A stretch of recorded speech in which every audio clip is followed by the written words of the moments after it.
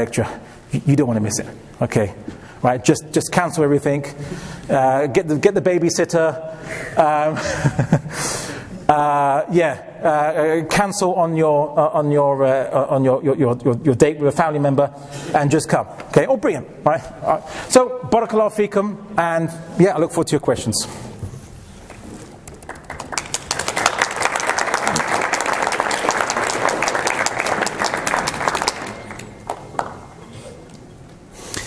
As I promised, I will be given privilege to those who disagree with anything I've said, anything at all. You will get first turn to speak. So you put your hand up. Should we go right to Q&A now?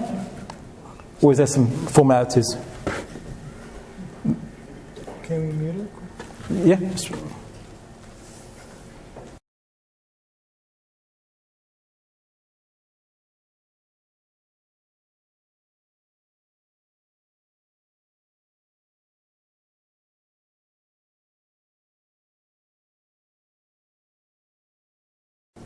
Yeah. Okay. Go ahead, brother. In the slide about some of the typical things conservatives said, it says, you must obey the ruler, you should always obey the ruler. Yeah. What I find is it's the complete opposite, where, at least in the West, from what I've observed, is that conservatives are always the ones to oppose regimes, to oppose tyranny, and to never blindly follow any leader. Sorry, that slide was meant to be conservative Muslims.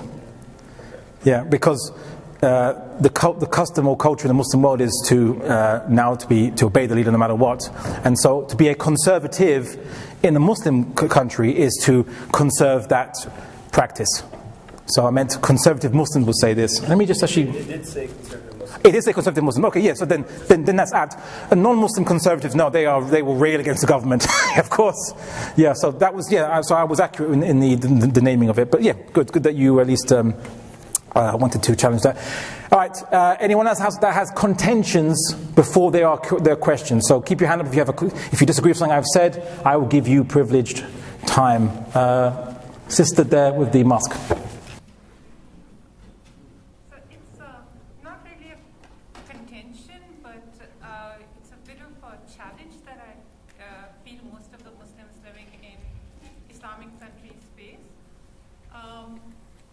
This comes from the same slide that the brother was referring to, where you mentioned on the top that the idea of avoiding fitna is predominant, but that's so if we look at the kind of socio-political milieu in which we live in the Muslim societies, one of the challenges is that the fundamental categories of thought are so adulterated with the Western discursive structures that it's very hard for people to really sort of detach Islam from sort of, it's all very, there is a lot of intellectual confusion. And that intellectual confusion, even if they are not very conservative Muslims, leads them to this tendency of avoiding fitna, because at times it's very hard, even within the society, there are so many different ways in which Islam is projected and practiced, that within the religion itself, there's so much tension that they face. I don't really know how to navigate that space, and that I would not see that essentially as aligning with the conservative political philosophy. Sure. Okay. Well, thank you for that point, sister. Some Muslims adopt the policy that our children in society, obviously, we don't want to expose them to certain ideas because we don't want them to adopt those ideas. So let's just keep them. Let's insulate them against these ideas, and hopefully, because we don't live in an age of internet, so that means they'll never hear about them ever again. But because they don't want the fitna of having to deal with the problem. I want to give you a great analogy, which is, so imagine there's you and a bunch of your neighbors, you live in these houses around the forest. And in this forest there is basically a very hungry tiger. And the tiger, sometimes, captures someone's children or eats an adult now and again. And you say, okay, let's form, a group, what have you, and let's just go into that forest and hunt out that tiger. And someone said, no, it's going to cause fitna. I mean, you're going to make the tiger angry, and then it's going to kill some of our party as we try to apprehend it. So let's just leave it alone, because you'll make the tiger really angry, and doing that you'll lose maybe 3 or 4 people in one go. Whereas at least before that, the tiger was just killing, one person every 2 weeks. But in that one grouping, 4 or 5 people will die in that one go. It's yeah, but in the long run, we'll be really safe if we kill the tiger, right? But say, but if you just look at it in terms of the frequency of deaths will go up temporarily a lot. So yeah, I know, but ultimately we will solve the problem. Unfortunately, and we have to be blunt about this, Muslim civilization has embraced the short-term convenience over long-term inconvenience and principles. So they avoid killing that tiger, and the tiger will just slowly keep eating, and then the tiger will obviously have a tiger family, will settle down, and then they'll have tiger cub, they'll grow up, and they'll start eating even more of the people, and then it'll be even harder to deal with. So Muslims don't have a plan, and as the saying goes, failing to plan is planning to fail. Right, so that would be, we have to deal with these issues whether we like it or not. There's no burying your head in the sand anymore. Either we deal with them, or these issues will deal with us, basically. Okay, so all right, before I take any questions, anyone have any contention? Anything I've said that's caused umbrage and outrage and so on and so forth? You, sir. Seems like I'm the only white guy here. Which is fine. It's okay, someone's a white adjacent, so that's fine. So from my perspective, conservatism, what you said about Islam, about accepting quote unquote gay couples or transgenderism or what have you, the explanation that you gave right now is the exact same as what a social conservative in the United States would say about gay people.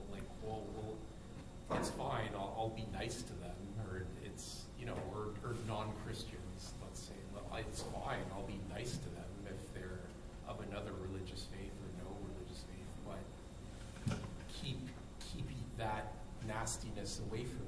It's the exact same. So I'm having trouble kind of accepting that Islam,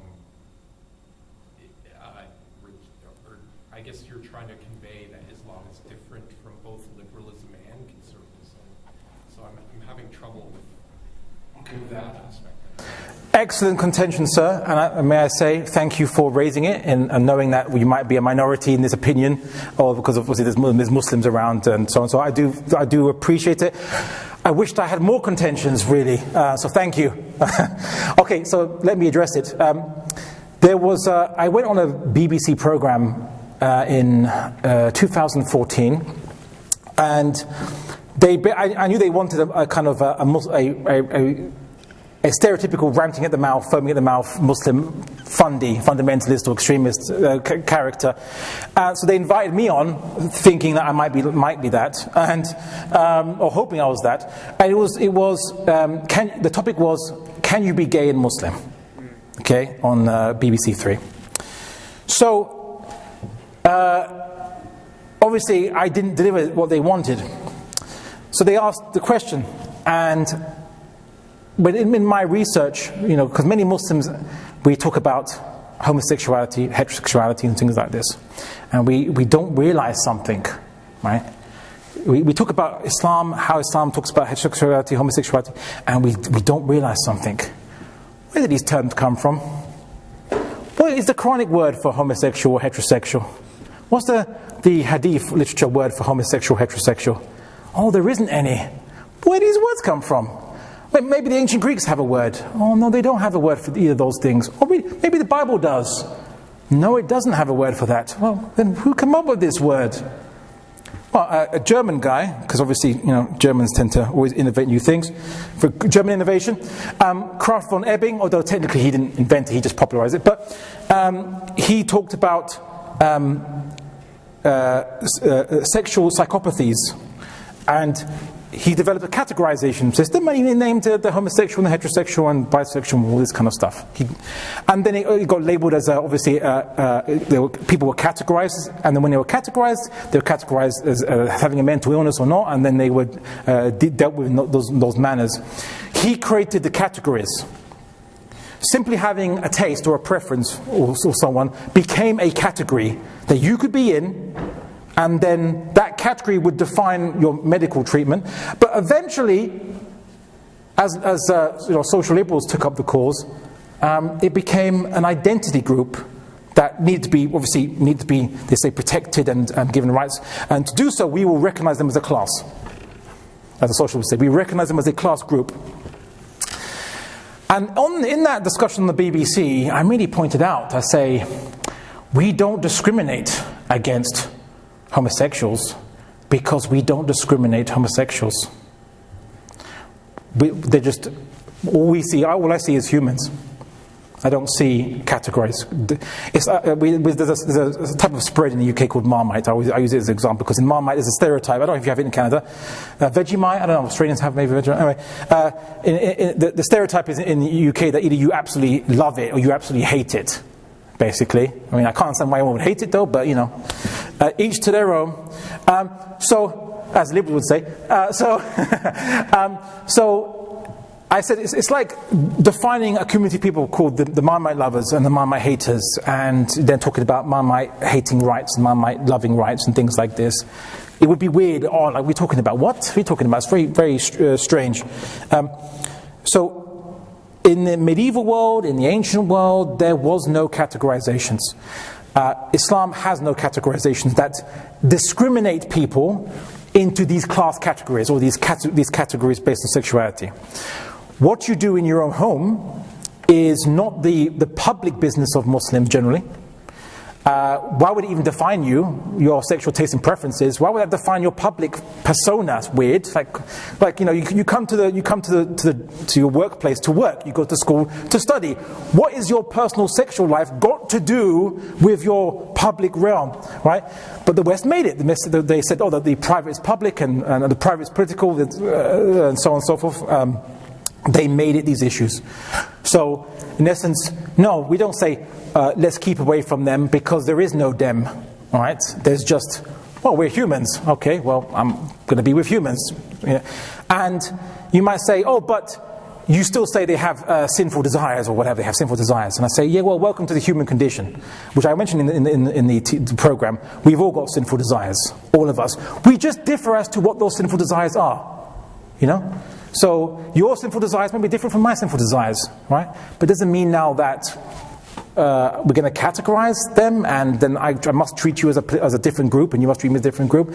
So Islam doesn't discriminate because it doesn't even enter this discriminating game in the first place at all.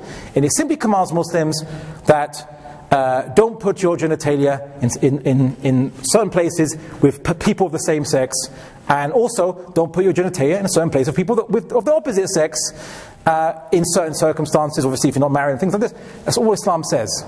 Right? So, okay, well, follow the practices if you're Muslim, but if you do or you do not, it is not the business of a Muslim, your fellow Muslim, if you are a Muslim that is, what you do in your own home. Of course, Allah knows what you do, and obviously we will have to account to Him. But that was the position I mentioned in the show, and they didn't know how to answer it. Because they were expecting me to rant and rant, you can't be Muslim and be gay. Because when many Muslims discuss this, they make the big mistake. They say, and there was these two sisters in the audience, and I was doing so well, and then they chimed in, and unfortunately ruined my good work because they were very fiery, mashallah. It was great, a lot of zeal in them. But they said, there was this individual, I think he was a Pakistani, and he said he was gay. So they said, how can you call yourself gay and Muslim? Okay, and he said in response to them that look, it's being gay is just having a taste or having a desire or a preference or whatever you want to call it. But in Islam, it's the action that's prohibited, not having the desire. Yeah, we're not Catholics, okay? So But the sisters just continued unabated, right? And like, oh no, like look, you know, okay, if being gay is not a choice, but being Muslim is a choice. So why you still call yourself Muslim? It's like, no, don't go there. Why do you need to go there? If a Muslim says you can't be gay and Muslim, all the Westerner hears is that you say someone who has desires they didn't choose. Right? You don't need to talk about genetics. Many of you had tastes inculcated to you when you were children, or some happened to you for some reason. You got it. There are tastes that you never chose. It doesn't matter where it comes from. So all they hear is someone that has a taste they didn't choose, or a desire, or a preference, or whatever word you want to use for it, orientation, whatever. That just for having that desire, they cannot believe in Islam, or say they believe in Islam, or even be saved. That's what they hear when you say that. You can't be gay and Muslim. Stop using that. In fact, stop using Western terms altogether. Okay? Right? Simple. Okay? And the individual saying that, he was affirming the prohibition. The individual, this Pakistani individual who identified as being gay, he was affirming the Islamic doctrine on there, right? So then, okay, then that doesn't take him out the side of the fold of Islam, does it? Right? To his beliefs, that is. So anyway, that's how I would respond in presenting the Islamic case. It is different from the conservatives, and it's different from Roman Catholics and those who say, Lord, take these desires out of me, and like I'm a sinner for having these desires. Like, so no, we don't believe that desires make you a sinner anyway. So that's the wrong religion, right? To assume that. So, but thank you, sir. Please, and as I said, if you've got any more contentions, bring it out. But please, all right. So before we go to any more questions, any more contentions that are left? Okay, now everyone's coming out. Okay, sister in the front there. I want to carry on from the previous question. Sure. What we say is that, okay, forget about anything else. Like, we are saying that, yes, you are right, I'll be helpful to them, whatever their beliefs and whatever they're doing. Then, I'm not saying let's go all war on them. Just for the sake of argument, what I'm asking is, then again, am I not being a liberal Muslim or a socialist or a conservative Muslim? That's the question. Sorry, are you being what, sorry? If I say that I agree to everything, to whatever is going on around me, and I'm being nice to them, and I'm doing what, I'm accepting them, am I not being a social Muslim or a liberal Muslim? Okay. So the sister said, to reiterate for those who didn't hear her, she said, if you say that, if I say that we should agree to what's happening around us, does that not make us just like liberals or socialists or conservative Muslims? No, I never said agree. We disagree, right? And we voice a disagreement by simply stating the Islamic position on the matter. You don't have to agree, but we just don't go around with pitchforks and burning people's houses and like turfing them out or whatever or even asking them the question. Sorry. So what do you do in your bed? Just don't ask that question, okay? I mean, I don't know if you felt compelled to, but I would hope you wouldn't ask that question of people. Remind me of that credit card advert. What's in your wallet? But anyway, those who remember that credit card advert. Okay, so you don't need to accept, right? But at the same time, you don't need to engage in some physical animus or hostility, or even start asking questions and as an inquisition. As I said, it's not about, you just want to mix with them. No, I'm saying there is no them and us. There's just humans. It's not an Islamic category. So why are we using these categories that are not from Islam in the first place? I think the brother in the back put his hand up. These are contentions, right? Yeah, go ahead. So, of course, with all due respect, when all you have is a hammer, every problem starts to look like a nail.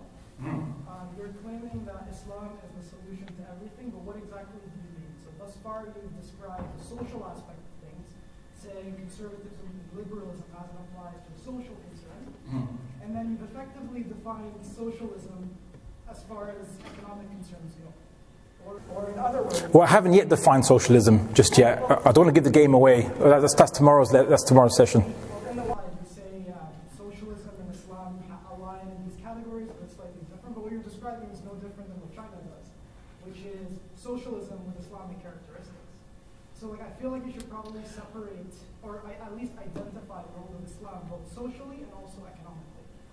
Okay, so the brother said that it appeared to him that the slide seemed to say that the socialism and Islam agrees in certain aspects, and is that not the same as how China says socialism with Chinese characteristics? That's what they say. And am I saying that? And what was I mean by this? And what I suppose are you getting as what is actually the Islamic alternative? I suppose is that what you're really getting? Yeah. Okay. Okay. Just to further clarify, like, what Islam are you referring to? Islam, or when we hear in the West, people are saying, Sharia. What exactly is that? What do you mean by Sharia? So like the Sharia of Afghanistan it just means law. So like the law of Afghanistan is very different than the law of Saudi Arabia. Is different from Morocco. Who do we listen to? Do we listen to like Sayyid Qutb? Do we listen like who it's? Okay, who do we listen to? Okay. Who gives us like what true Islam in the political sense? Okay, so who gives what true Islam says in the political sense? Okay. All right then. So I don't think I mentioned in the slide that Islam and socialism agree. I simply said that in this lecture, when I'm starting to criticize capitalism for its problems, socialists in the audience will be like agreeing with me, will be like, preach, brother, preach, that kind of thing. Yeah. So of course they're going to, because socialism notices that capitalism has problems, right? And okay, you don't need to be socialist to recognize these problems, because these are objective problems, right? But objectively noticeable problems. What makes you socialist is that you claim to have certain solutions, and I don't want to go into it because that's tomorrow's lecture.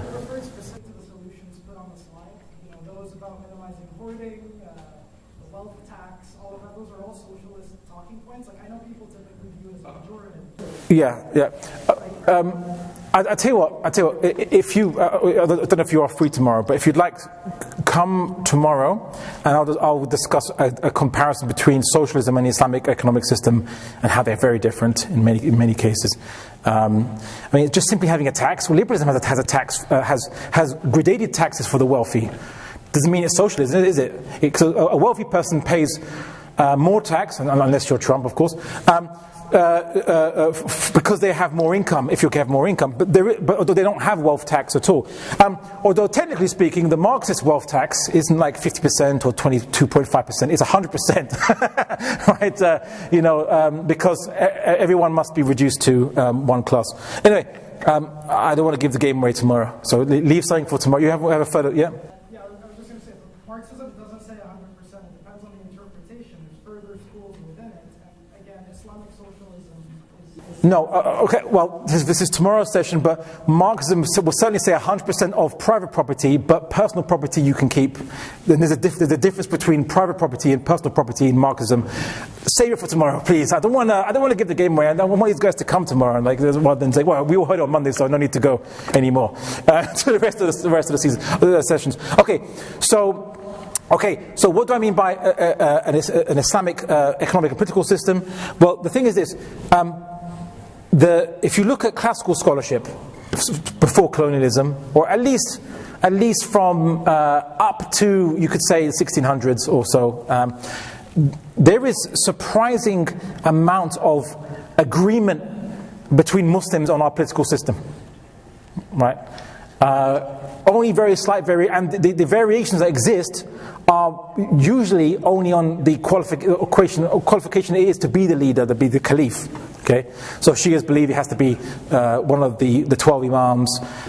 Zaydis believe yes, it should be someone from the prophetic line, but they can also accept someone that takes it by force.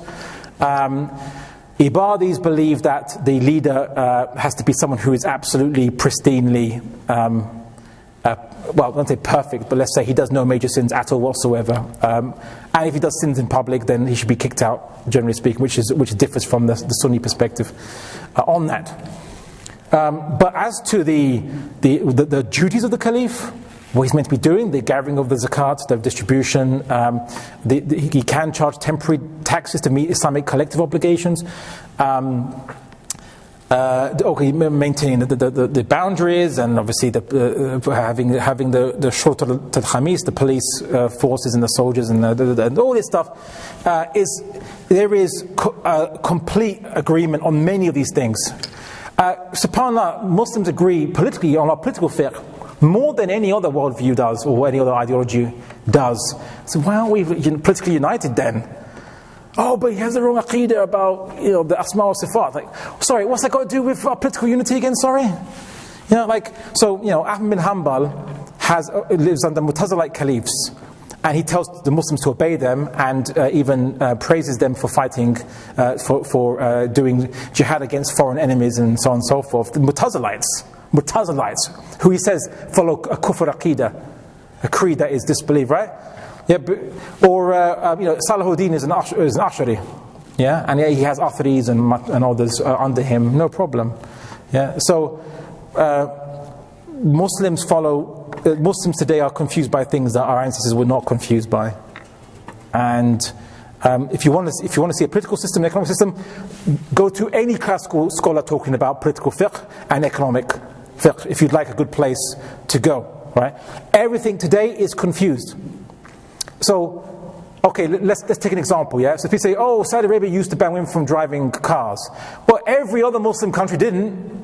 Yeah, and when you ask a Saudi or someone that is an apologist for the regime, they just say, oh, it's part of our customer culture, or they'll say women were especially endangered when they drive in Saudi for some reason, and so we have to stop them from driving. It's like, well, but the Prophet Muhammad Sallallahu Alaihi Wasallam's wives rode camels, right? Which is the cars of their time, obviously, right? That wasn't prohibited for them.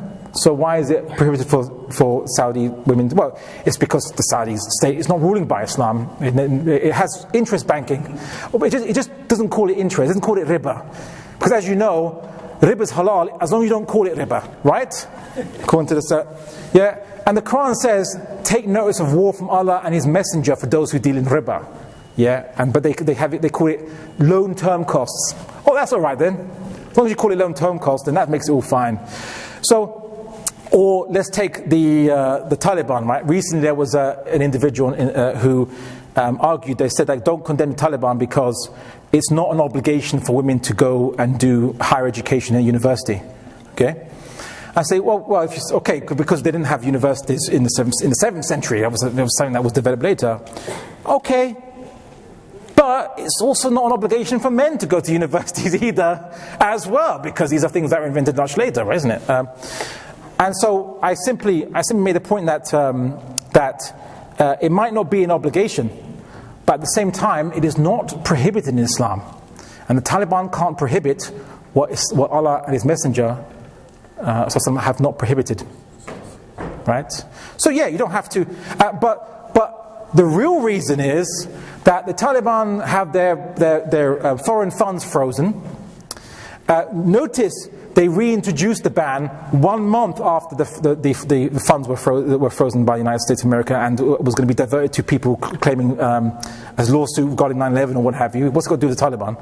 So they retaliated to say, okay, well, you seem to care about women being educated so much, so you Westerners, okay, if you don't give us our money, we're going to just stop them from going to education. Right? That's why they did it. All right. Now, I think that the Taliban should just be open about that. Okay. What they could have said is, you know what? Our people are starving. So the money that goes to higher education, we're going to divert that for food, because there's no point having a higher education when you're dead. Right? If they said that, a more powerful argument. So if anyone Taliban out there, I can be employed. It's good. I'm a good PR, if you like. So that's what they should have said. But it's not Islamic reason, because you've got madrasas in Pakistan with those following the same opinions as the Taliban, having women being taught in these madrasas in Pakistan, and they have the same schools of thought as the Taliban. So clearly it's not something that Islam mandates, or it's a particular interpretation of Islam that mandates it, because otherwise why do they have madrasas, to translate that, institutions of learning that teach women, Islamic institutions of learning that teach women in Pakistan following the same ideology as Taliban, and even linked probably to some degree, right? So anyway, that would be my response. Classical scholars in Islam, you can go to them. We need a few updating of, like, obviously you can't just talk about ships that have sails and camels and horses as means of economic conveyance, but it can be updated. And there are some scholars who have updated those things, but basically the classical scholars, the amount of agreement they have over Islamic political theory, or let's say fiqh, if you like to call it, is more than any other worldview or schools of thought of the West have on their political fiqh. Why aren't then we united politically? You don't have to. Muslims somehow think you have to agree with every other Muslim in order to unite with them. Are you joking? That's not what our classical scholars thought. That's not what the early Muslims thought.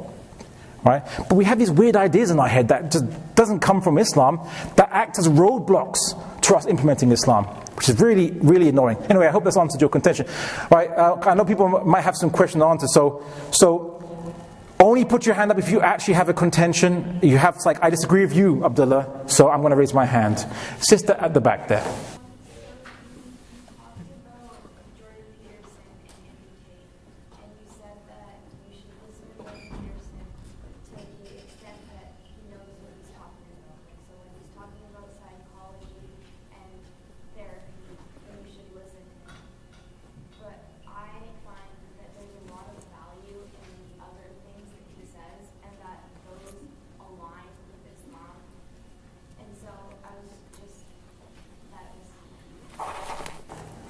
Okay, so the sister said that she heard what I said when I said that we should only refer to Jordan Peterson within the realm of his knowledge, of his profession,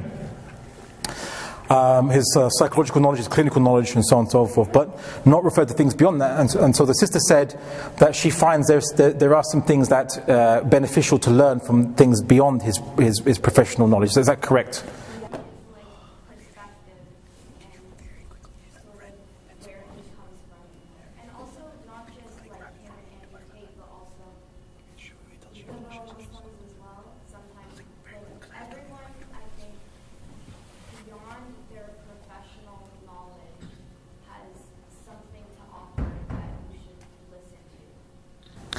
Okay, so the sister says that she thinks that everyone beyond their professional knowledge can possibly have something that's worth listening to.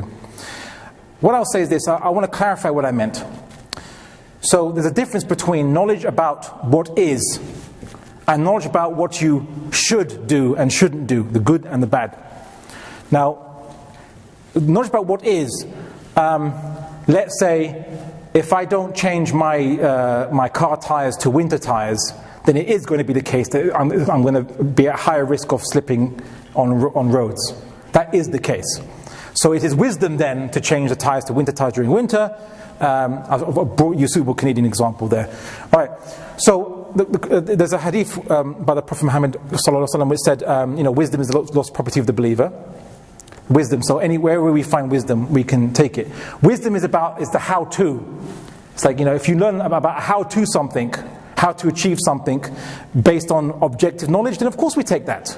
Of course we take it. But if they tell us about what we should value and what we shouldn't value in terms of should and should not, good and bad, we can only take that from the Creator, not from them.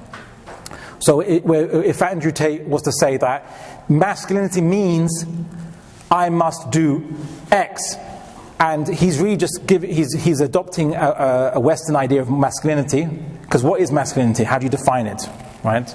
So he'll say, well, in the West they did this in the past, so that's going to be my basis, my furqan, my criterion. I will say, well, I'm sorry, that's not our criterion. But if Andrew Tate knows how to, change tires on the cars or change the wheels on the cars, and he does it very well, and he shows that he does a YouTube video how to do it, and it works really well, yeah, you can take that knowledge from him. He has all these fancy cars, he probably changes tires on his cars very well. Yeah. So there's a difference between objective knowledge about the objects, and how to achieve objective results in things not concerning ethics. Ethics being good and bad, should and shouldn't. Yeah, as in like a moral obligation and moral prohibition. Yeah, we don't take that from these guys.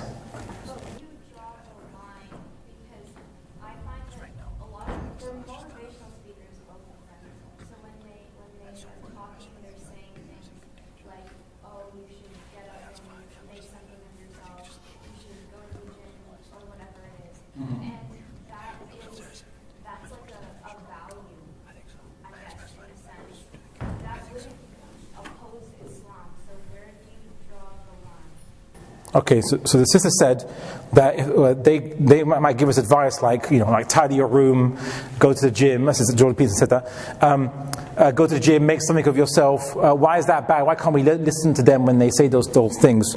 But those things are objective knowledge. Like, if you make a success in your life on some task you're doing, it is objectively true that your morale will increase and make you more motivated to do more improvements.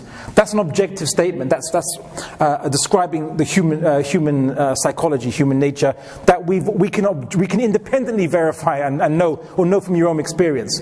So that is what I would call objective knowledge and information. But when Jordan Peterson or Andrew Tate talk about, Jordan Peterson defines what does order look like.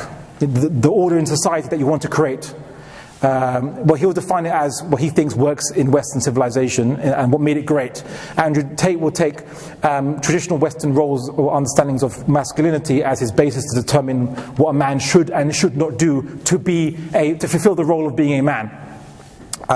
Those things are not a basis for us to take as Muslims, because for us the Quran and Sunnah defines, for men, for example, we are given guidance as to what we need to do, right, and how we need to do it. So for us, we have to be capable of defending our family in an Islamic government or state, i.e. in a caliphate system, under one imam, which is actually what Islam commands us to be in. We have to be reservists in the military, and capable of being reservists in the military in that state, and we need to be able to defend our family, and as men, but women too, to be willing to speak the truth, even if it's against ourselves, even if we face backlash for speaking that truth, to calling to the good and forbidding evil. Okay, to be brave enough to do that, and I think that some people have been not very brave to do that, in not just here in UBC, but also generally Muslims don't like to challenge. We don't want to stick our neck out. But then, of course, then don't be surprised at the state of our civilization. Then don't stick your neck out. You don't achieve anything, and that's the situation. So what I would simply say is that just because they are successful motivators doesn't mean that we take everything they say, is my point. Where they are successful motivators is because they've tapped into something that's objective about human psychology, which is if you tidy your room, you feel you've achieved something, your morale raises up, you feel that you can do more, right? But we know this, yeah? But okay, it's a great reminder. No problem, have no problem with that. But when they start telling us, like Jordan Peterson starts telling us, how to believe in God, and God is just basically a ambiguous concept that, like, sorry, Jordan, I don't take that.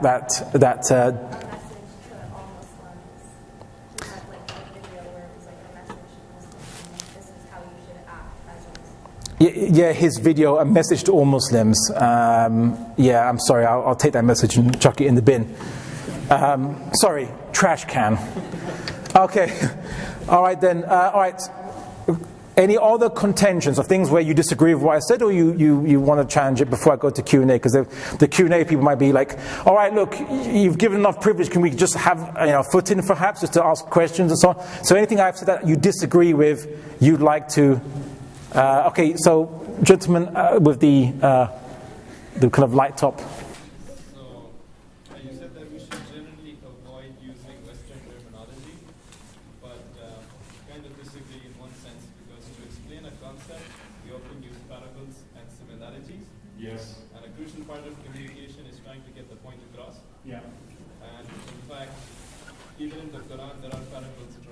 Yes. For example, a very quick one. Quran chapter 2, Surah Baqarah, verse 261.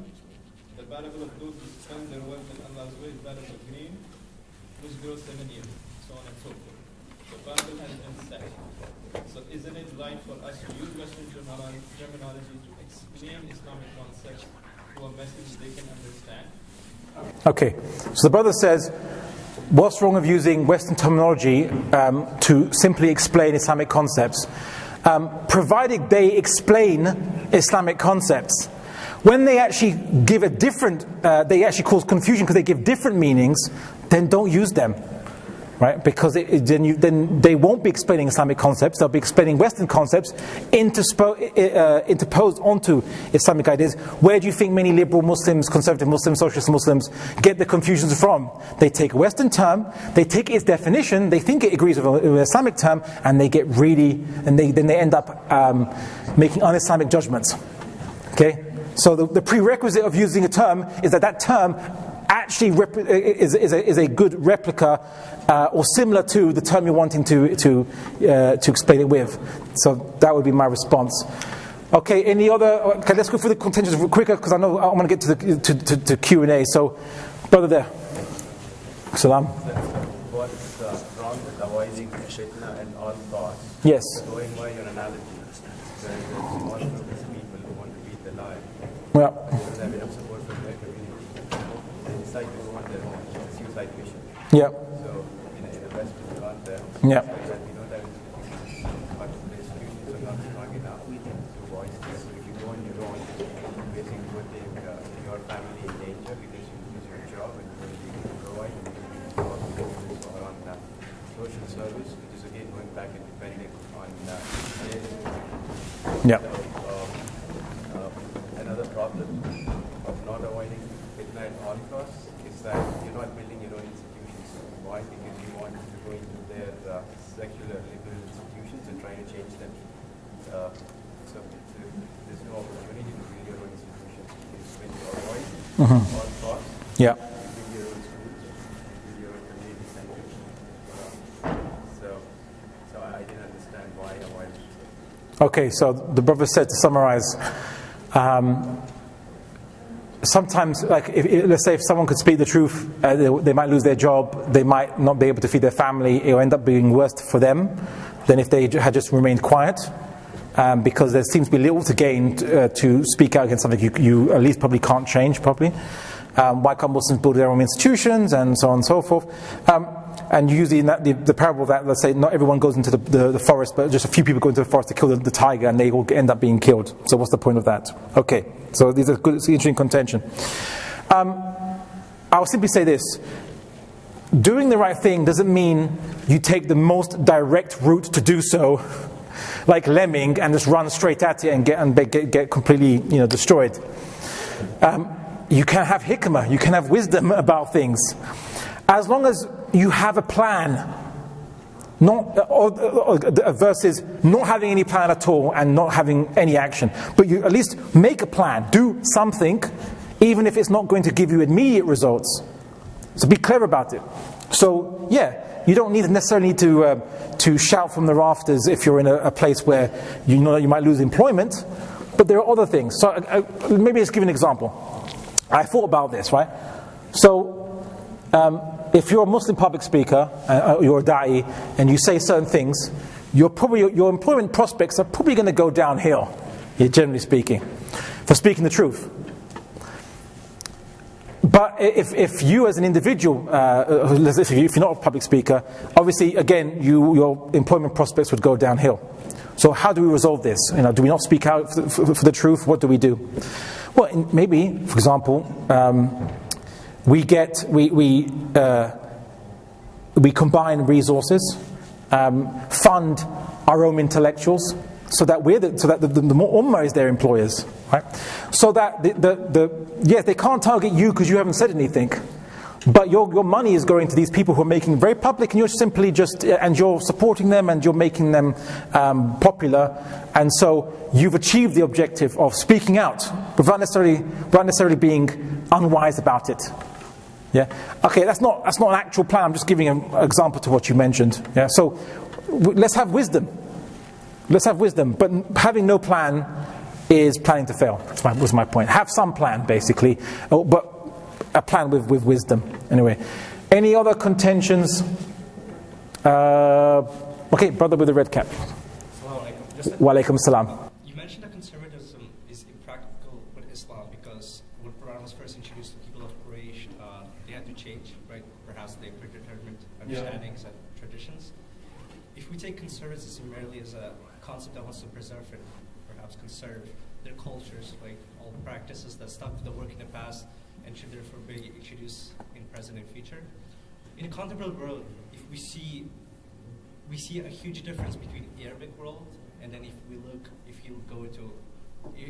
look at the way people live and celebrate their life perhaps in Afghanistan, Indonesia, Pakistan, there's different cultures that exist, right? That have been preserved for centuries and are still being practiced. Well, wouldn't that in itself be a sense or a version of conservatism? Because if book is one, shouldn't we see similar lifestyle and traditions throughout all Islamic countries? But the fact that difference exists, isn't that kind of evidence of some sense of conservatism? Okay, so to summarize, there are many peoples around the world, Muslim and non-Muslim, that follow practices that date back thousands of years, traditional ways of making pottery, traditional ways of farming, traditional ways of fishing, hunting, so on and so forth. Must we change that? And surely must they change themselves to adopt newer ways or different ways or what have you? The simple point is that you've kind of missed the main point of conservatism, which is they use a term that we all took uncritically, but contains the hidden poison pill, which is what works. Defined by who? What do you mean by work? What does success look like? What are you defining success by? So what is your good and bad? Conservatism contains hidden inside it its idea of good and bad, right? Is it a powerful civilization? Is it one which is like dominating militarily, conquering, technologically more advanced? Is that what you mean by work? Or is it by work that you just survive?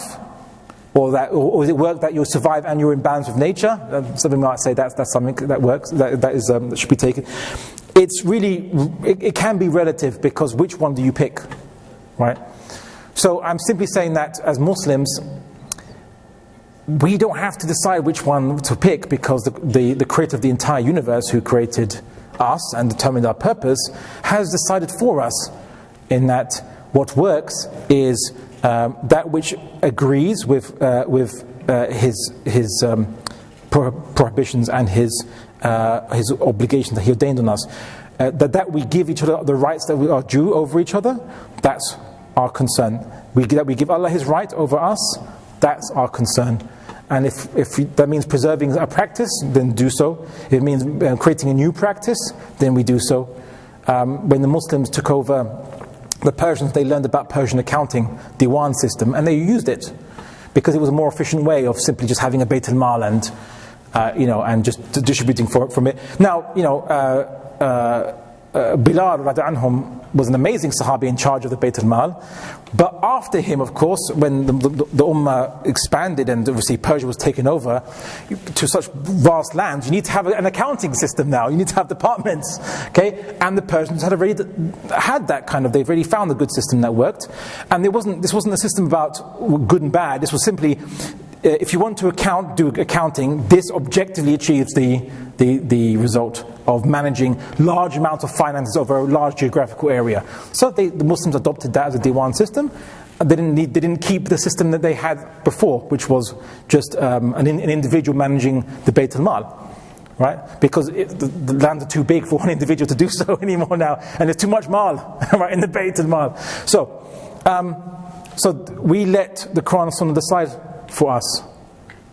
Now, by the way, just as a side point, people might say, Abdullah, doesn't it sound like God's orders and is arbitrary? Like He just says something and we have to follow it. And I say, well, look, arbitrary meaning that He says it by diktat, that this is good and bad because of His word. He just says it, and that defines our good and bad. If I'd like to point to the fact that the entire universe was created by His word, why is morality should be any different?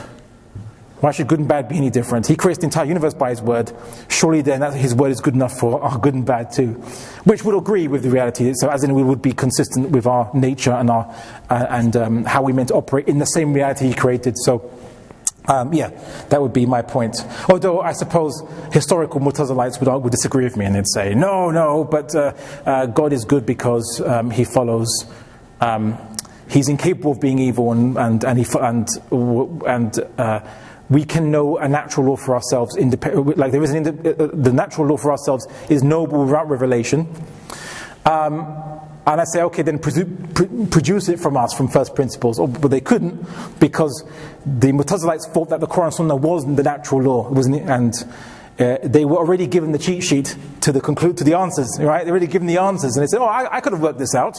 I could have worked this out." Well, yeah, because you have the answers now. Right? Anyway, so the Mu'tazilites would disagree with me on this, when I say that only revelation is the only basis by which we can know good and bad and should and shouldn't with any certainty, and the only definition of good and bad is what God commands, and He's not abiding by any higher principles beyond Himself. He's the one who defines for us, defines the principles of good and bad.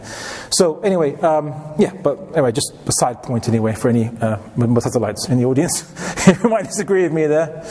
Any other contentions, like where you disagree with me? I promise if you've got a question I'll get to you, but I just want to allay all contention. So does anyone have anything I've said that they disagree with, just to remind you what it means, that you'd like to raise or to challenge me on? So brother in front there. Brother Abdullah, in your talk you criticized democracy, and that part I agree with, but you also said that the system encourages us to vote, and I believe you said that because so that they can justify the outcome of the process. That's what my understanding is. But here's my challenge then. Are you then trying to say that since democracy is fallible and because of all the reasons that you gave, that we should not vote? And if that is so, then what is the alternative? So that's the first part of the question. The second part is, here in North America, we essentially have a two-party system. I mean, we've got 3 parties in Canada now, but we essentially have a two-party system. The conservatives seem to be more aligned with kind of like the LGBTQ issues and stuff like that. With the Muslims, I'm saying relatively more aligned. Whereas if you talk about the socioeconomic system, it seems like the Democrats are more aligned with, with fulfilling the needs, as you said, and then going to the wants. So that's a conundrum for us. Like, which way do you go, given that we've essentially got a two-party system? So those are like 2 challenging questions for you, not contentious, but challenging questions. No, good enough. Did everyone hear that, or should I re-summarize? You heard it generally? Yeah? Okay, good. Okay, so I think the brother who's now gone, he raised a point about like what do Muslims do? Okay, so in the Muslim world we should unite and have establish an Islamic system that implements the hukms of God, the ahkam of Allah subhanahu wa ta'ala, and regulates ourselves according and solves problems and so on. What do we do in the West? Okay, is the question now. So the Quran gives us guidance on this. Do not dispute the people of the book unless you witness them committing injustice, as in when they're not being consistent to their principles, when they're making one rule for one rule for someone else. So like Sweden gave the go-ahead for Quran burning to go ahead, but I believe it prevented someone from, I believe, I'm double check it because I've only read it in cursory glancing, to desecrate a Jewish symbol in a similar manner or some kind of similar manner. And we would say, be consistent. Okay, you can't just say one rule for one and one not a different rule for someone else. That's not justice by the Islamic definition of being consistent between like cases. Now, as Muslims, we're meant to be shuhadat al-nas, right? The witnesses to mankind. Okay, so we have to be the ones that call non-Muslims to the true solutions behind their problems, even if they don't like those solutions or they don't want to hear it from us. That's our job here. Okay, we raise contentions when they commit injustice. We dispute with them when they're not being consistent. And we call them to the guidance of Islam and to its superior solutions. And we criticize them from an Islamic lens. Verbally, campaigning, and so on and so forth. That's our job. But what about these if the conservatives are, maybe let's say conservatives might be against gender pronouns being enforced. Let's just say, for the sake of argument, that was the case. And but these social democrats, they're supporting welfare causes for the poor that we would obviously sympathise with. What do we do? What does the Quran say? Cooperate in the good and do not cooperate in sin and transgression. Right? The Quran gives you the guidance already. So we will cooperate with those, provided it is specifically mandated by Islam what we're cooperating on, not that they say something similar and, all right, let's just jump in there on their boat. No, because they might take us on their boat down the wrong path, right? So simply one issue cooperations, and only to the extent that it agrees with what Islam says, right? Judged by the Islamic basis, and we make it clear to them, here's our limits, okay? And likewise with social welfare issues, again, we do the same thing, yeah? We in a way, we will stand apart from them in terms of ideologically speaking, but at the same time, they will see that we will either criticize when they're not being consistent. We will be calling them to the deen with passion and confidence in ourselves that we are upon the truth, and they'll see us cooperating with them on very limited issues where it coincides completely with Islam, completely. As for voting, now there's certain modern day scholars that have made a difference of opinion on the matter. So I will give you both opinions, and because there's ikhtilaf, my scope as a da'i ends. Right? I can't advocate a matter of ikhtilaf to you because it's outside my remit, my job role, so to speak, but my pay grade. But when you ask me a question of ikhtilaf, I'm bound to present to you both, and you need to then choose yourself. So one opinion says that voting for legislators is shirk and kufr because only Allah is the legislator, right? And that's it. If you want to vote for executives, like local mayor that does resource distribution, then Prophet Yusuf alayhi salam was a distributor of resources for Pharaoh, right? So you can do that. You can be that. You can be an administrator in the government. You can even elect local representatives to manage resource distribution things. That's resource distribution, not an issue. But legislators who define halal and haram of the state, only God does that. That's one opinion. The second opinion is that if it concerns the possibility of Muslims facing persecution, if they don't get involved, then you can step in and vote for legislators that you think won't persecute you so much. But there's ikhtilaf as to how much persecution is required. Does it mean like death camps if you don't vote? Then that's the same as someone telling you, pray to Hubal, or I shoot you. So okay, then you're forgiven for praying to an idol if your life is threatened. So those are the two opinions. You research them and choose what you think is closest to the truth, not what you think is like more likable to you. That's not the criteria. What do you think Allah subhanahu wa ta'ala will judge you on as the strongest position? Which one do you think is the strongest position that Allah actually would will if you? What do you think anyway? That's basically based on the dalil and the arguments given by the scholars. Because obviously you can evaluate the scholars' arguments, of course. They have to give you dalil and the arguments. You look at it and then you make comparison as best you can. Yeah, so I hope that answers your point. That's a good follow-up. Sure. And you don't have to answer this if you don't want to. Do you vote? Nope. You do not. I don't vote.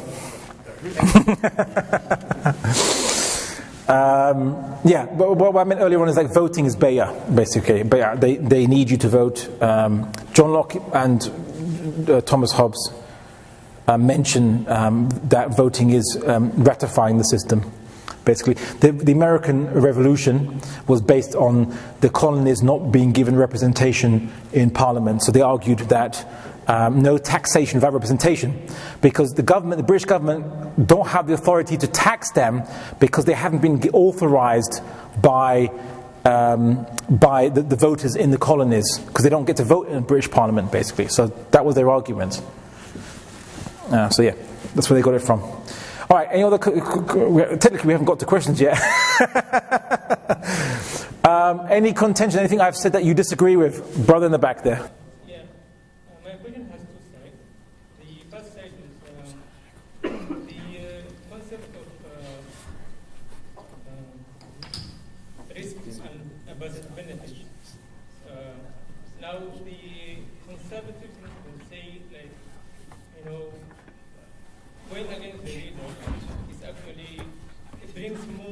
problems and the solution.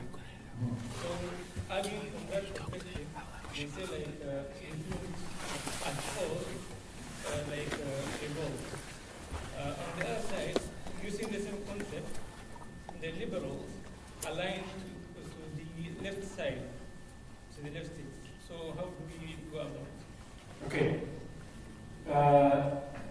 You're referring to leaders in the Muslim world, not leaders here. Yeah. Maslaha and mafsada, the concept and how. Okay. So, again, it's actually a false dichotomy. Unfortunately, Muslim understanding, generally across the ummah, across the entire ummah, I get this a lot again and again from Muslims, which is, if you're saying that we should oppose the leader, you mean rebellion, right?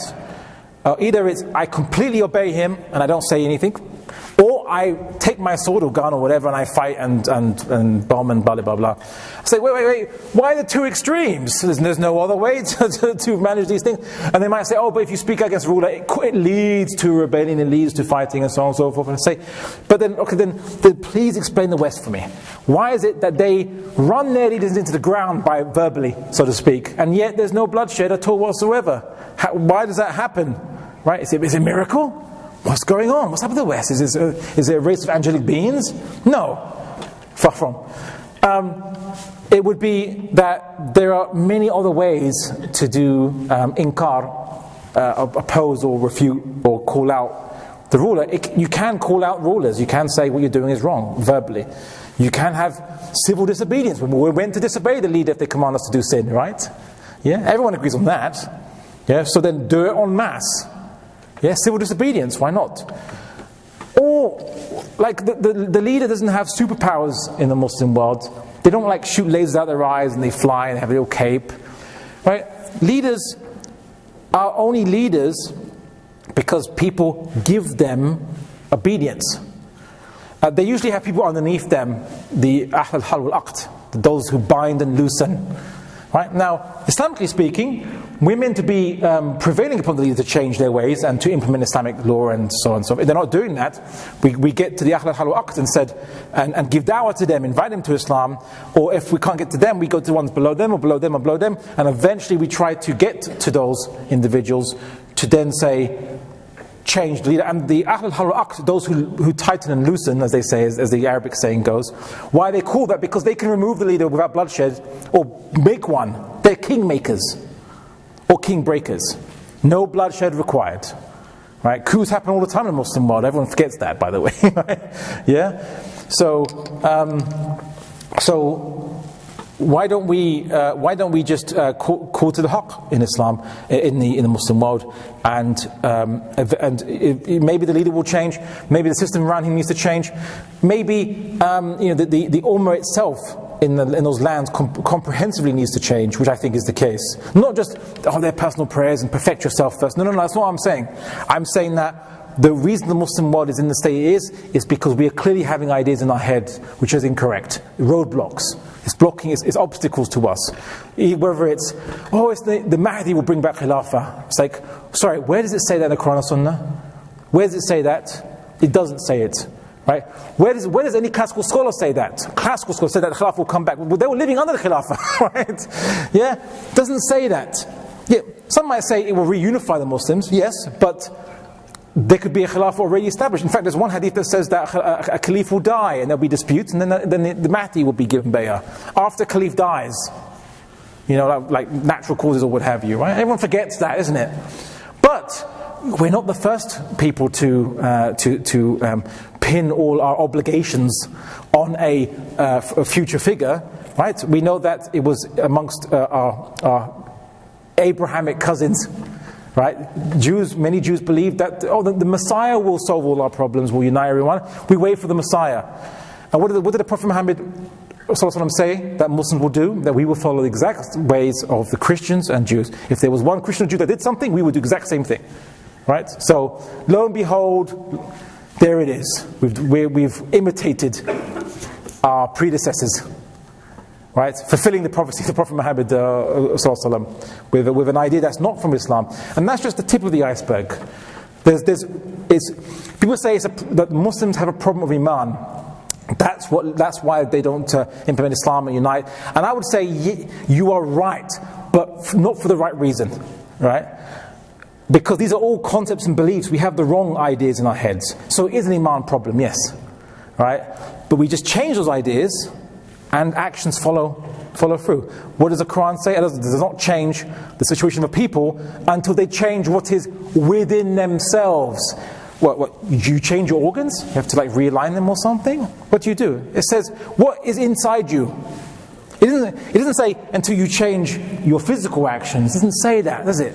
In the Quran. What's within you? What's inside you, right? It's your beliefs, your ideas. That's what's inside you. Right? And Ibn Khaldun discusses that as well. He mentions that, subhanAllah. Ibn Khaldun discusses ideas or relate to people, to civilizations' circumstances. Their ideas, their beliefs, and so on and so forth. So anyway, so that would be my response. I know it's a very it's a very big discussion about going into details, but obviously this is obviously a lecture. We have to keep it relatively short, but there are many Muslims that are working to change the ideas in the Muslim world, to unblock the pathway, you could say, to Muslims re-implementing the deen comprehensively. So I think in this lecture I've given at least some idea of what Muslims should be doing in the Muslim world, da'wah to our fellow Muslims, as well as learning about the deen, how it guides in these very particular things of economics and administration and government and social system. As well as in the West, we also have certain roles that we need to fulfill too. The da'wah to non-Muslims, being witnesses to mankind, as well as not disputing with them unless they commit injustice, cooperating with them only when they're doing good, and only until that point, up until they do good, and not cooperating with them when they go into evil, they do something bad. Even if you remember, but if we cooperate with them in a little bit of evil, they'll help us in a lot of good. No, we don't make those kind of bargains. Why? Because we're not utilitarians. We're not here to say, how much physical benefit can I get in my lifetime, by jigging the system. No. For us, the good is being witnesses to mankind. If I cooperate with someone advocating falsehood, I'm going against the very purpose I'm here for, to be witnesses to mankind. And then I'm being witnesses to kufr, not to mankind of the haqq. I'm being witnesses to mankind of kufr, of falsehood and so on and so forth. So I hope I've somehow summarized in some way the Islamic perspective in both a Muslim-controlled land and a non-Muslim controlled land, generally. Okay, well, technically we haven't got around to questions yet.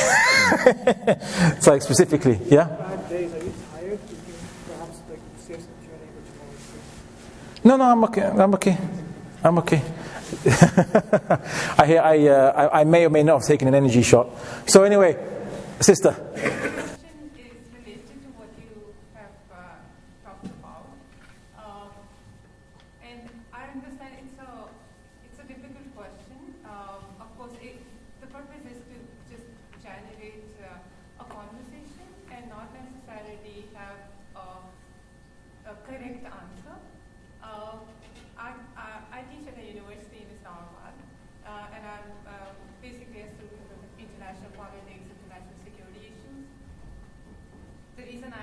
That is because that's related with the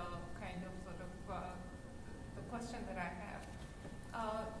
So there is this part about us changing our condition internally, and I very strongly believe in that and agree with that. But then when we think about the world around us and the structures that are currently in place, they are mostly a product of the Western world in terms of the modern state system itself.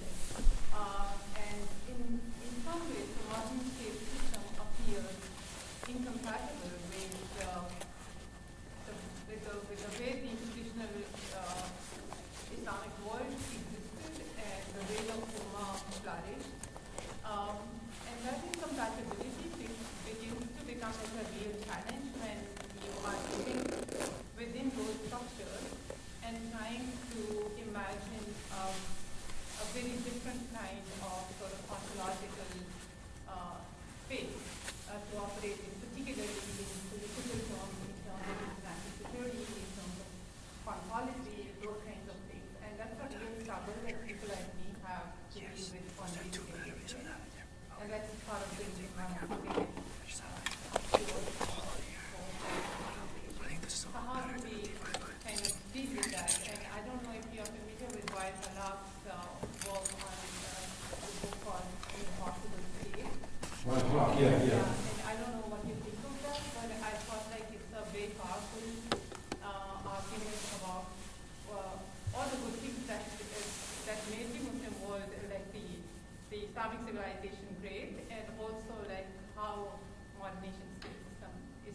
fit and so sort of incompatible with that vision of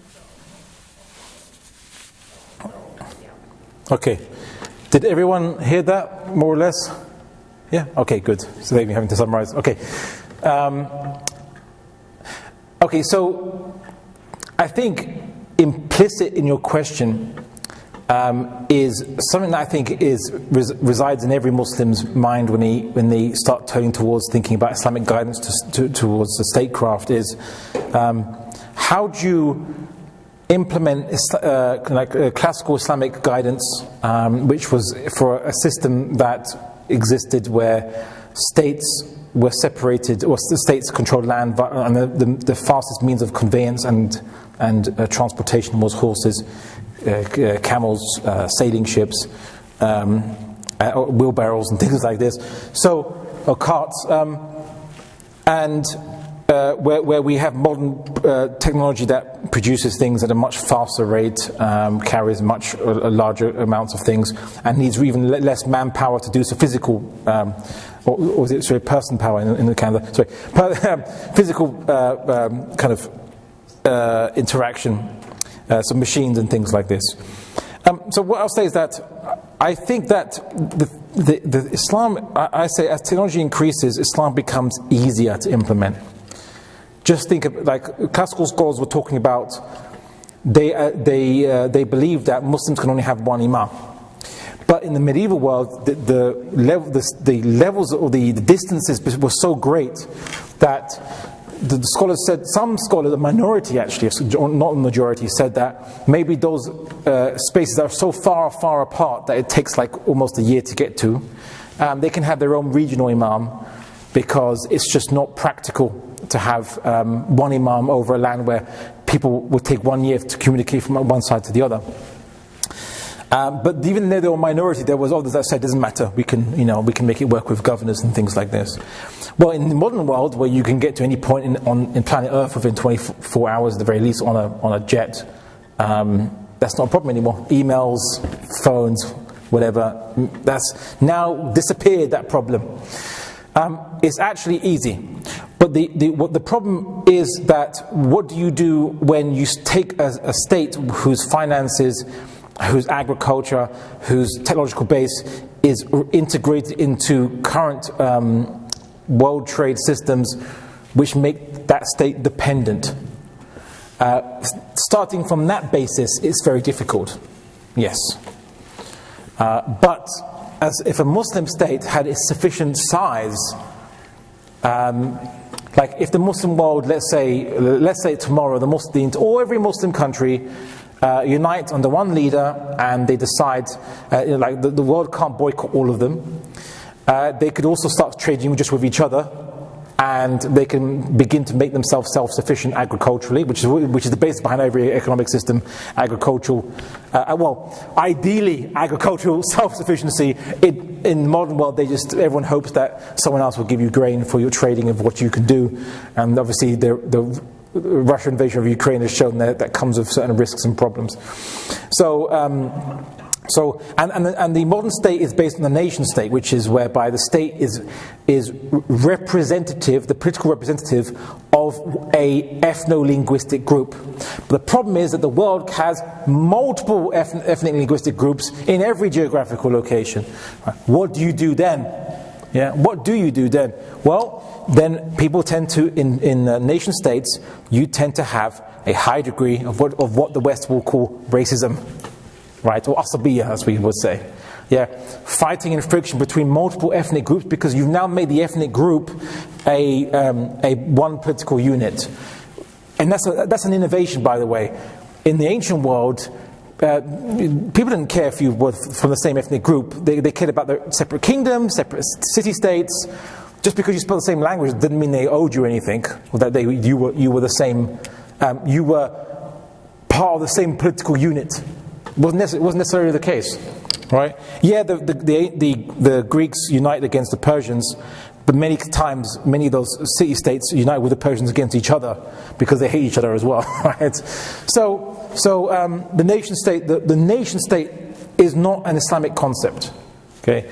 But a state is. A transnational ummah state, yes, is an Islamic concept. And we can implement it, and Islam is easier to implement with modern technology, but the problem is that we just don't know what we are implementing, because we are generally, the ummah collectively, we are generally ignorant as to how an Islamic economic system even works at all. It's much more sophisticated than people think. There's loads of ahadith and Quranic verses, but a lot of ahadith that talks about very specific things, like, not price fixing, or if someone doesn't use land for 3 years, it gets redistributed to anyone who will take that land and use it. So you can't be a big landlord. And in Pakistan, you have these landlords, they have loads of land, a lot of it not being used. Well, in an Islamic state, after 3 years, you get removed from them and given to anyone who will work it. Right? That's what you need to happen, isn't it? Yeah? So, and that's just tip of the iceberg. Tip of the iceberg. But the Muslim Ummah is currently ignorant. The way to solve it is to eliminate the ignorance and to change the false ideas or the assumptions that we've adopted over time that freezes us, that stops us, that paralyzes us from correct action, and even knowing what correct action is. So I think some people might have imagined, because they didn't generally, many youth look at some older guy coming to them and saying, this guy's going to say, haram, haram, haram, don't do what you're doing, but not giving an alternative. Yeah? Well, I'm giving you an alternative. You have a whole civilization to revive, and it could be an amazing civilization, right? That bears witness to Tawheed of Allah subhanahu wa ta'ala in all aspects of itself, and will be not just bearing witness, but will be an example, a mithal for the rest of the nations and worlds. There's a project you can do. Yeah, there's something you can do. Right? And guess what? The people you're trying to revive generally already accept the basic understanding of creed. They're not Muslims. They just don't know what it is to implement Islam, or what even is Islam, or the full guidance Islam gives. So then resolve that, but resolve it by you yourself educating yourself and learning and challenging and so on and so forth. So that would be my point to you, sister. But it's a very, very good question. Yeah. Okay, you brother. Against that, I just want to know, what are the principles to actually guide Muslims towards that state? What are the principles to guide Muslims towards that state? That will require a lecture of itself. And I'll simply say that I'll reduce it to 2 principles. One, which is eliminate all the assumptions in yourself that don't come from the Quran and Sunnah. You'll be surprised there's a lot of them. I know, because I found lots in myself, and I'm still finding them. Right? And second is, actually get to know the deen that you profess. I'm not being presumptuous about what your knowledge, but I'm simply saying that as a general second principle that all Muslims should adopt. Find out what your deen says about things, about specific matters. Not just, if a mosquito bites me and takes blood from me, do I have to redo my wudu? A bit more than that. Yeah. How does it solve poverty? How does Islam solve poverty? How does Islam solve malnutrition? How does Islam solve public resources like gas and electricity? How does it get that to the people who need it? Right? Specific questions. There are people who've already answered it, applying classical principles already understood, or principles from the Quran and Sunnah. And there's many people that have already done that. But get to know it yourself. If you don't know it, then how are you going to get everyone else to do it? How are you going to revive a civilization if you don't know, if you yourself are not revived, so to speak? Yeah. So I'll reduce my advice to just those 2 points. But there's more we can expand on. Inshallah, we can do that. Okay, brother on the side there. When you mentioned Lord Cromer, why would he not think that way, that the culture is inferior to his culture?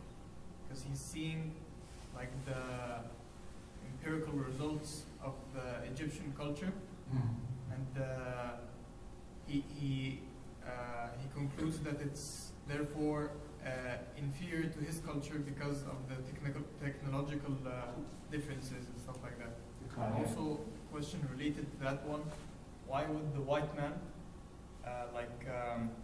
at the time like the transatlantic slavery started, why would they not see that Africans are inferior to them?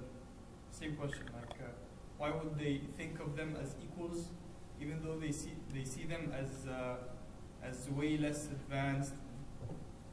So why would they think of them as equals? Why would they not think of them as equals? Sorry. Why would they think of them as equals? What reason would they ever have to think of them as equals if they saw they were not as technologically advanced as the? Okay, that's a good question. Okay, so your first question about Lord Cromer in Egypt. They're both related. They're both related, yeah. Okay, so I suppose on Thursday we'll be covering questions of race and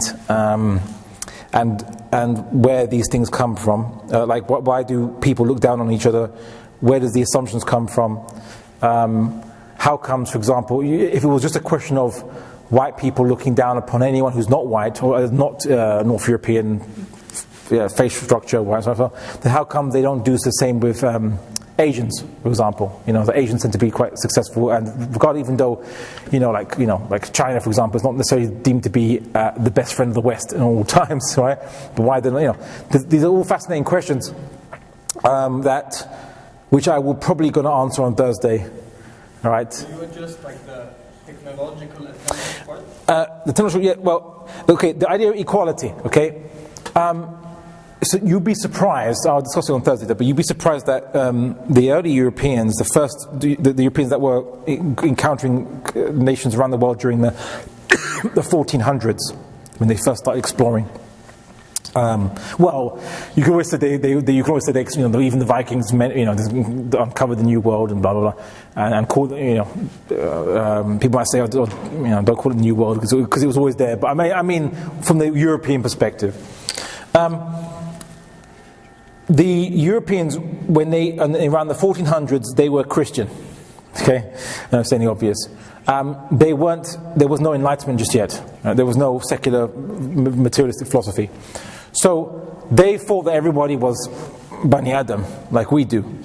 So they thought everyone had souls, or most people had souls anyway. And they didn't think of natives as inherently less in the eyes of God, initially.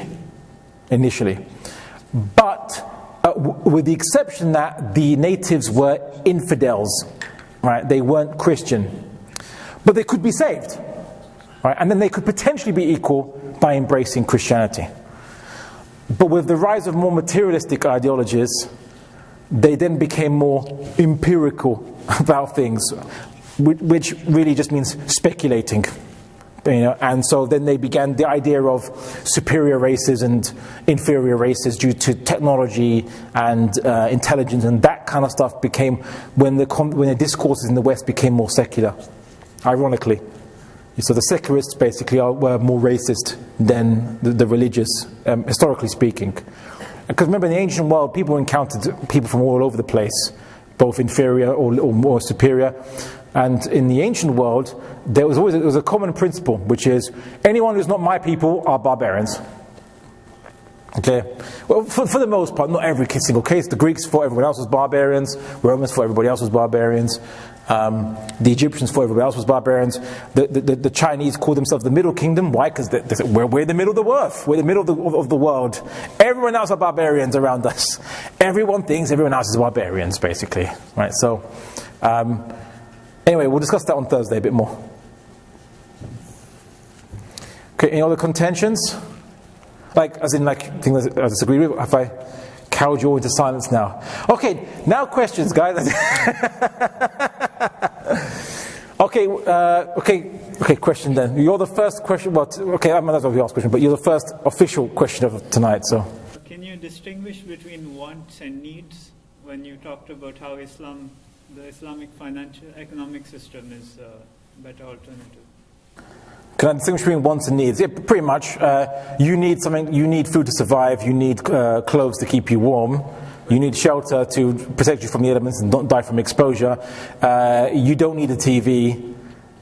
You don't need rims on your car. Do we you know, like this? sorry. There's a hierarchy of needs, right? Some people come up with the idea of a hierarchy. Laszlo's, yeah. Well, this is a hierarchy of needs. Need is like it's something that something of negative consequence to your existence, your very existence, will come about if you don't have.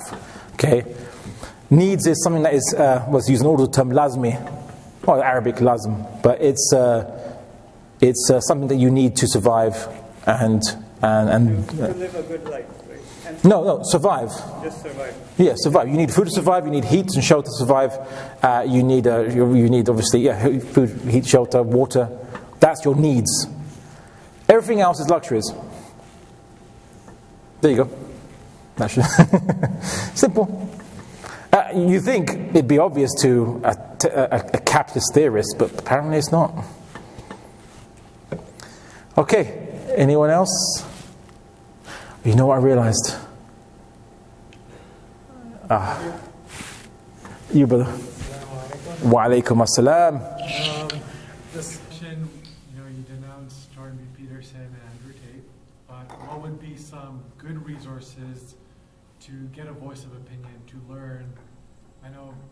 For me personally, it's like the big four, it's like Mufti Meg, Nouman Ali Khan, Umar Suleiman, Yasser Khali. But other than these four, who would you recommend? No, other than these four, who would I recommend? Or if you would say one of these four, what would you recommend? Wait, which public speaker would I recommend? Yeah, someone to go to when you're really looking for knowledge in certain categories. Well, I would say that you approach it with, this is the kind of the Muslim thinking is always, and this is typical of many Muslims, is our mindset is give us someone to blindly follow. Give us, just give us a name, and we will revive our thinking by just blindly following everything he says. All right? No, that's not what. That's against my message. My message is very simple. It doesn't matter who you want to listen to. You listen to as many people as you want, but don't take it uncritically. Okay? Say, I want evidence for what they say. I want to hear their arguments. I want to hear other people's arguments. And I want to make my mind up. And I'll say exact same thing for how you listen to me. As well, I told you to challenge me, right? I told you to challenge everything I said, because I don't want you taking. It would make my life easy if everyone just blindly followed me, but it would be the very opposite of what I'm trying to achieve in the Muslim world by demanding that. So it'd be scoring an own goal, basically, in my case. So just be critical. By critical, simply meaning to demand evidence and ensure the argument is sound, and compare it to counter arguments. Ikhtilaf. People ask why I did debates a lot, and I still do, obviously. Difference of opinion. You learn so much by encountering difference of opinion, more than by never encountering it, just reading one book and not hearing all the different opinions. So, you learn so much. I've learned actually so much about the Deen of Islam. It's political fiqh, it's guidance by looking at kufr, right? But what it's not, because you know so much more about what something is when you know about what it's not, right? So I was actually just about to ask, yeah. What would you say is the best way about going about doing things in regards to learning about Islam and increasing your knowledge? What we say, people ask me, there's one question I find difficult to answer. Very quickly, they say, brother, can you give me a reading list of books I have to read? No, I don't want to give you a reading list of books. My approach has always been read everything, and I know that's not really helpful to you. What do you mean just read everything? Like what? No, read everything you can on every different topic. I find that the author of reality itself is one, and so I find all human knowledge about reality is connected in some way, shape, or form, even if you think it's completely unconnected. Ornithology, reading about birds and reading about ancient Egyptians, what they got to do with each other? But they might. There's many things, but things that you wouldn't imagine are connected, right, are connected in many ways, or knowledge from one area helps me in something else. For example, I studied ethnology as a hobby, just as a hobby, like different ethnicities, what made people common or phenotypical tendencies in different ethnicities, like difference of look, languages, or historical origins. Just as a hobby, I liked to see how the Bani Adam diversified since Adam alayhi salam was fascinating to me. It was just a hobby. Then I started debating nationalists who argue that their ethnicity is just timeless and has always been there and deserves and has a privilege to a particular piece of land, right? I realized, oh wait a second, well, my knowledge about ethnology comes imminently useful, because then I could just say, well, actually, it's not always been the case. It's been usually maybe a mixture of multiple ethnicities coming together, or hey, well, you were actually an invader at one point in that area, and there was other people that you kicked out, and so technically you're the invader now. Well, whatever. I would just have some fun with nationalists, basically, right? Mainly because I read a topic that was just a hobby, for example. So all human knowledge is connected, and read as much as you can, and read the deen, every aspect of the deen you can. Fiqh of all kinds of fiqh as well. I'm not saying ignore the fiqh of salah or whatever to read. No. Read it. Why not? Why has to be either or? I always say, why can't Muslims multitask? Can't you do multiple things at the same time? Do you have to say, no, I have to perfect myself in my salah before I can pay zakat, before I can, like what? Seriously? Some people say, I have to perfect my aqidah before I can. What do you mean perfect your aqidah? There were people becoming Muslim in the time of Prophet Muhammad all they said was Allah they just pointed up, there's Allah, and that's it, and they're Muslim. Right? Not like, you have to go through books of Aqidah and read a checklist of things you must believe in before. Like, no, none of that was required, basically. So we overcomplicate, and we kind of only monotask or something. It's very weird, basically. But it's not human to do that. As humans, you're doing multiple things every week, not only one thing every week. So that would be my recommendation. Read everything. Sorry, it's not helpful. But you know what? Always keep the Quran as a book you're constantly reading alongside. Okay, I know that sounds obvious, right? But I'm not just saying it just simply for liturgical reasons. No. The more you learn about the world, the more the Quran opens up to you. Right? I learned so much about the Quran by reading about Allah's other ayat, which is His universe, and everything that happens in it.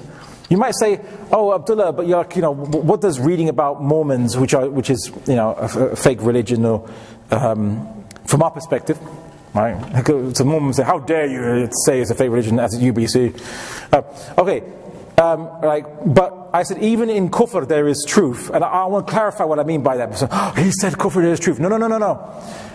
The truth in kufr is that if a human being has adopted kufr, it tells you something about human nature in certain circumstances. The Quran is full of reminding us about how humans are nisyan, right? We forget and we make the same mistakes, or we fall into traps, we fall into weaknesses and persuasions and desires.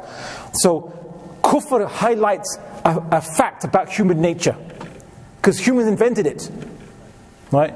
So kufr tells me about human nature, right? Even though it's false, it's false. So everything, there is knowledge in everything, but just make sure you categorize it. So when you study, Hinduism or ancient Egyptian religion, you put it in the category of this is what people believe. Don't put it in the category of here's what I should believe. I often said that the difference between me and, let's say, a socialist, a liberal, and a conservative, or what have you, is simply the category where we put the political philosophy. I read their books to study what they believe and how they came up with those ideas, what situations developed those ideas, and they study it to adopt those ideas and believe it, right? And then, so we need to make sure that we categorize knowledge in the right place. Not, put the books in the fiction section, not in the non-fiction section. In essence, would be the best way of putting it. So I hope that answers your question, basically. Yeah. Okay. Barakallah, like this is something, you've got some tough stamina, you guys. Okay. Yeah. Don't push yourself too much. I mean, it's not late, but I don't want you to like. Okay. Well, okay. I mean, I have not been in keeping up with my sleep recently, but every time I come Canada, that's always the case because there's like just bouncing around from different location to location.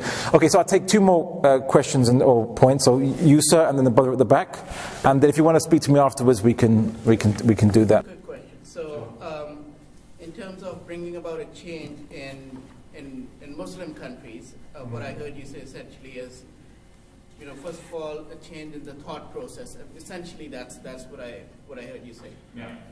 If there is a leader in a Muslim country who's a tyrant, is there more than that the people can do and should do? So, be more active and even taking up arms. Is there space for that or not? Taking up arms, I wouldn't say. So there is a. Well, I say, like the Muslim world today is in such a state that it wouldn't achieve the objective, okay, or revive it. Because basically, if you take up arms against a tyrant, and the Ummah still has not you have not changed their mindset and mentality, all they will see is one faction against another faction.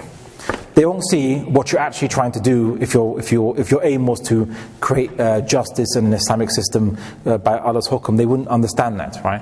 They'll simply say that you're leveraging religion to get power, because in the Muslim world, generally speaking, the Muslim world has been devoid of being ruled by mabda, by principles.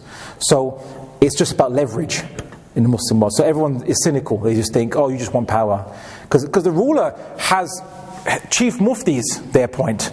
And the chief muftis go like stamp of approval to the leader. So that everyone uses or misuses the label of Islam to justify their cause. So that if you haven't changed the mindset of the Ummah, they won't see the difference between you guys. So then you're just fighting for no reason then, basically, yeah?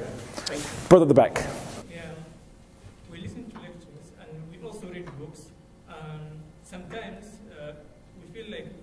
Gets confusing where, for example, some mashayikh were going to use verses from Quran to support an ideology, the ideology, for example, conservatives.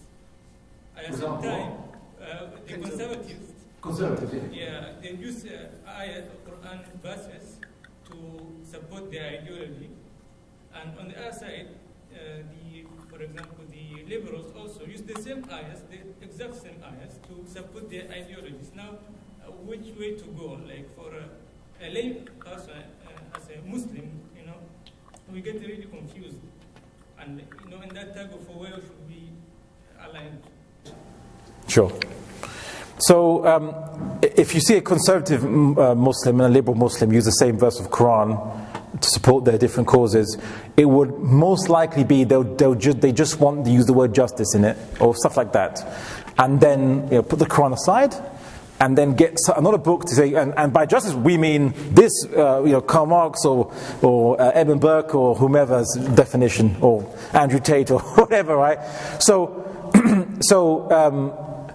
the thing is, the Quran talks about justice, yes, but let's get the definition of what the Quran talks about from the Quran itself.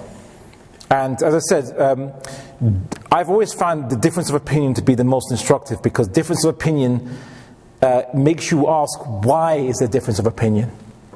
And then it opens up to a deeper, then you might find a more deeper principle that you would never have seen if you just if you didn't question the layer, the outward layer. So you need to see contradictions to then question, to see an underlying principle. You need to see, investigate. If you see difference of opinion, investigate. Who has the right argument? Does the argument make sense?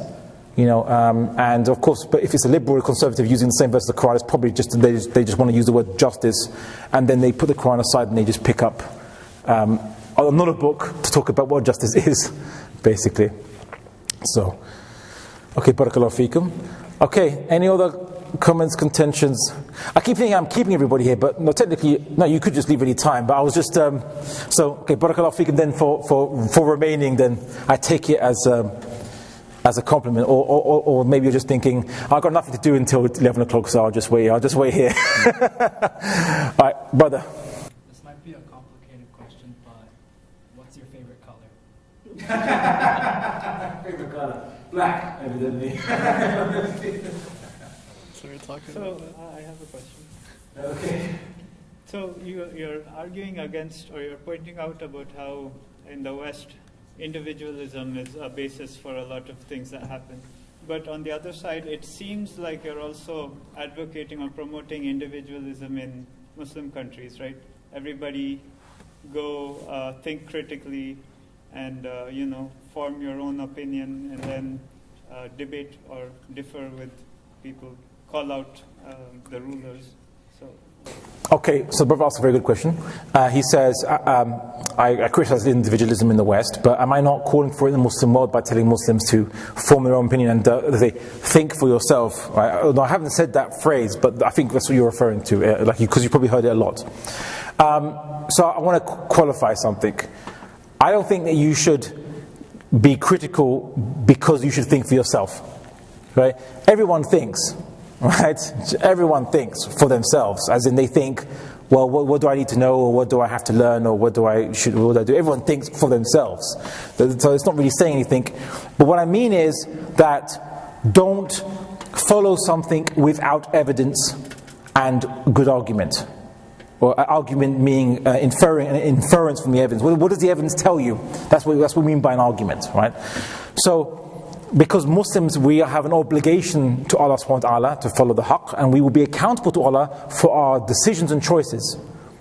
And if you take anyone's ideas or beliefs without question, then in a way, I'm not saying everyone does that, but I'm saying in a way, you're making them your ilah. Because what did it say about about Jews and Christians, our predecessors in Revelation? Yeah, what did they do with the priests and rabbis? Yeah, they took them as ilah, as Rabb. And obviously, there's a hadith, or some people say it's da'if, but there's a hadith where it said that where a Sahabi who was from that background said, "But we never worshipped them." And it was explained, to paraphrase, that didn't they make the halal haram and haram halal you followed? Yeah, and that is only possible because you accept what they say without questioning. Yeah, so. It's about protecting yourself against falsehood. You see, because people can be wrong. I can be wrong about everything I've said. No doubt there'll be those who do think that's the case.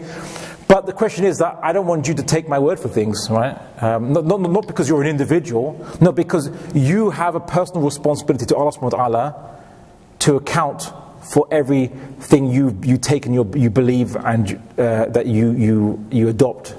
You have that obligation. And if the Muslim Ummah, every Muslim took that upon themselves, we would clear ourselves of kufr, of assumptions, of falsehoods. And that would benefit our actions. And then we could work together better when we clear assumptions from ourselves. So that's why as Muslims we need to do that. Not because we're all individuals, you should think for yourself. No, none of that. None of that rubbish. Yeah. Liberals don't. Okay, I suppose. Okay, it's generalization, but the liberal that talks about thinking for yourself is more. The value they see is more that an individual manifests his individuality, like he separates himself from society by not blindly following it. Not whether he was following the truth or not. Right? The liberal more concerns themselves that the individual is being a more pure individual, right? As opposed to following the truth. But if you live in a society where everyone's following the truth, then follow what everyone else is doing.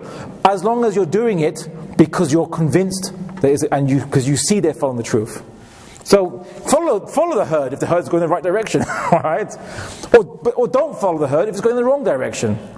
For the liberal, they'll simply say, just don't follow the herd.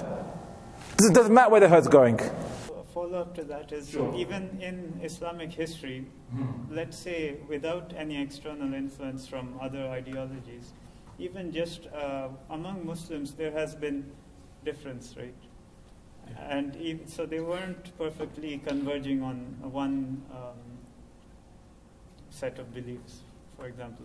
They had slight differences. So how do we also need to have a common way of not calling each other non-Muslims, or the way of disagreeing and things like that? Okay. So how do we deal with a bunch of people who don't agree on everything? How do we bring them together in a collective sense? If only there was some kind of, like an institution, that people kind of put in place, that no matter how they disagree, if someone invades, they all fight together. If they all do collective works in agriculture and they get mad. If only there was some institution that managed people collectively, that could unite Muslims despite the fact they disagree. I'm being facetious here. It's called the state. What do you think the government does? Right? Like the classical scholars, they describe statecraft. They say, why is an imam obligatory? The imam unites the people, whether they even disagree or not, it doesn't matter. Unites the people in common affairs. Right? That's government. That's why we're not anarchists. Yeah, it's not a mystery. It's not magic. Right? But the Muslim Ummah thinks it's the case, because we're so detached, not even just from Quran and Sunnah, but even from reality itself. Like, how do we do these things? This is across the Ummah. I've seen this, and it's kind of like. But if I was to tell any Muslim, if I was to tell you or anyone, I say, okay, let's put the Ummah aside for 1 second. Let's consider a hypothetical experiment. Imagine there's people on an island, and there's a plane crash, and they've all survivors, and they have to work together. What would you say they should do? And you'd say, okay, well maybe they should have nominations for leadership, and they should maybe select someone, and then they agree to obey that person in areas of building shelters and hunting sticks and bows and arrows and fishing, and that's state, right? You'd answer that. It'd be very clear for us. But you posed the exact same question and you just put Muslims in it, and suddenly, it's a mystery. It's a magical mystery. It's was it a mystery locked up in an enigma inside of for the phrase now? Yeah, it's not. But we make it like that. We don't intellectualize Islam. By that I'm meaning understand it. Is this a subtle hint from the university? Could you just cut it? Please. Oh, the power's gone off. Is it an automatic thing? It must be an automatic thing. That's the way Lord is. Alright. Well, let it be for the record, I stay to the end, yeah? Oh, he ran off. Abdullah just ran off and he didn't answer my question. Anyway, but that's what I'm saying is that, just to understand, I know people call it common sense, but the joke is common sense isn't common. So I say, just detach yourself from assumptions and say, how would you resolve the problem with a hypothetical group of people? And then why not just put the word Muslim into it and do it? Back to the original question. Yeah. Then this person who unites the people could be a tyrant, and they're off track, they kill their opponents. And again, how do we ever stop a leader from being a tyrant and being crazy and killing anyone he wants, what have you? If only there was some kind of like a document or something that we can all agree to, and that even the leader's bound by. That if we all just followed it, it would then prevent. We could have leadership that could be removed or what have you, depending on whether they followed the terms of the document. If only there was some kind of thing or institution that we could do this. Well, yeah, I'm joking. It's called a constitution, and the West has successfully, and we have to say it, they have successfully implemented a system. Simply constitutional-based rule. The soldiers of the army, the generals of the army, they don't have a loyalty to who sits on the presidential seat. They have loyalty to the presidential seat itself, right? Yeah. So if the leader, if let's say Donald Trump or who Trudeau goes crazy, if Trudeau goes nuts and says, right, let's kill everyone who doesn't accept gender pronouns, okay, then no one's going to. Well, people might obey him, but no, they wouldn't accept. They'll say no, we're not going to do that, right? Why not? Because he's the president, right, or the prime minister. Yeah, why wouldn't they accept his orders? Does he not have power? Well, yeah, he's elected. Why would they say no to it? Because they don't follow him, they follow the institution. Yeah, you know what? The T.E. Lawrence, or something called Lawrence of Arabia, subhanAllah, as I said, he observed something about, well, it was about the Arabs in Arabia, because he's